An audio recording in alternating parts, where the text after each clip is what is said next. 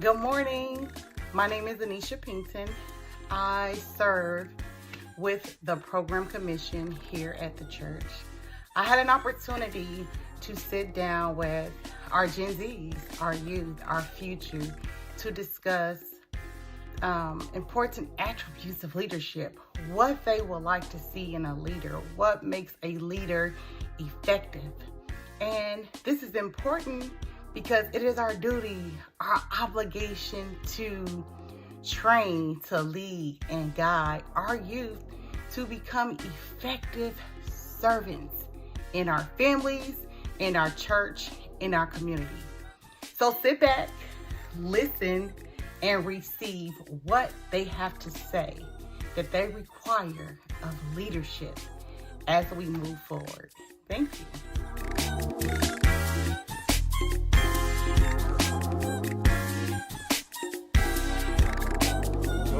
Thank you so much for meeting me here today. You guys are representative of Gen Z generation, and I just want to get some feedback on what you expect or what you would like to see in a leader. So, Kingston, can you tell me something about or attribute characteristic that you would like to see in a leader? Yeah, absolutely.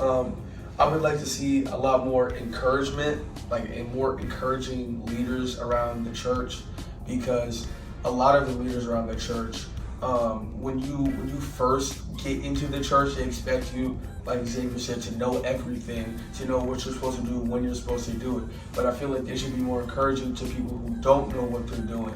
They should be able to tell them and be like, hey, go here, hey, do this, hey, do that. Because some people might have a problem, some people might have social anxiety, some people might not, some people might not care.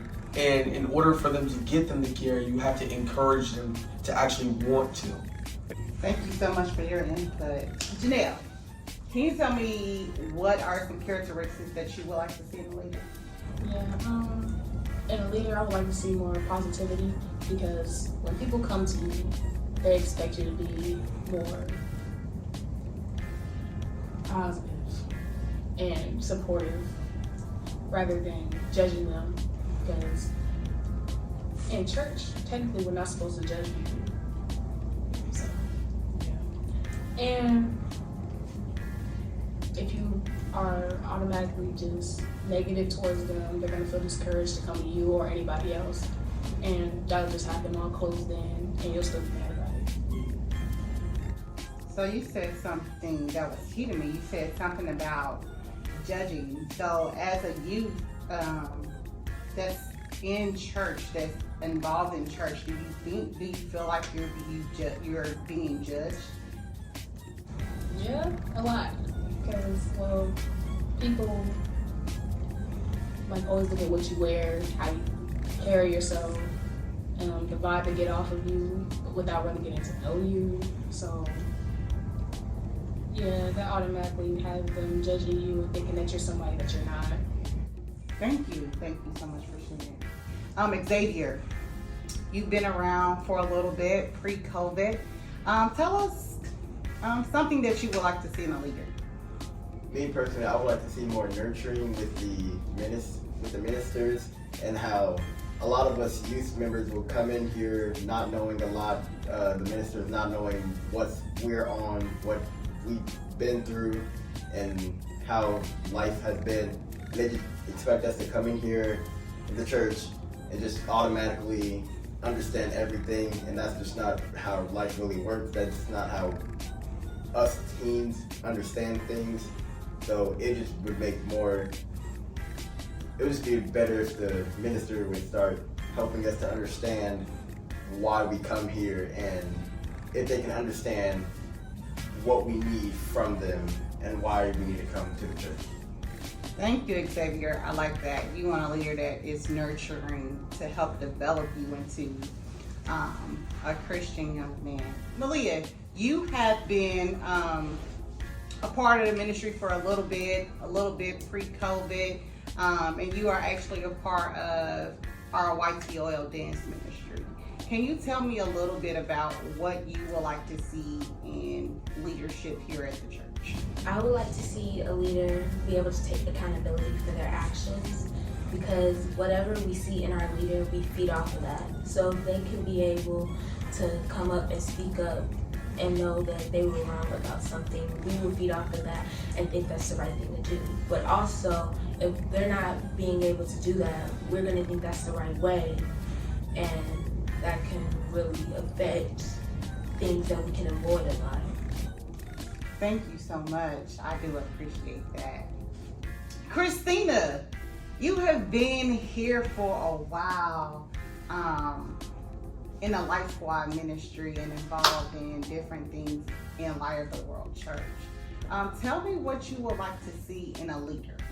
I would like the leadership of the church to be more vulnerable with us teens, showing us your story, showing us what's real about you. What can you tell me about yourself that's going to help me, impact me, that's going to make my life a little bit more better, about situations that I go through, and how what you told me is going to help me get through that situation, how I can cope with that situation, how I can get through that and push on and move forward and have peace in my life.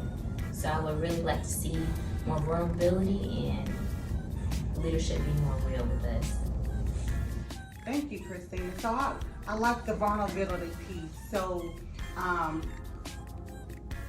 have you had an experience where us as leadership is just feeling like you feel like we've just been here or we've been saved all our lives? Do you feel like we don't have a story? Tell me something about that vulnerability piece.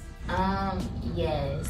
One thing about is that I've been here for a long time since I was little, and what's crazy is that I really don't know anybody in the church. Nobody has walked up to me and said, "Oh, my name is so and so, da da da." So I just feel like I really don't know anybody at the church. Oh, okay, thank you. Appreciate that feedback.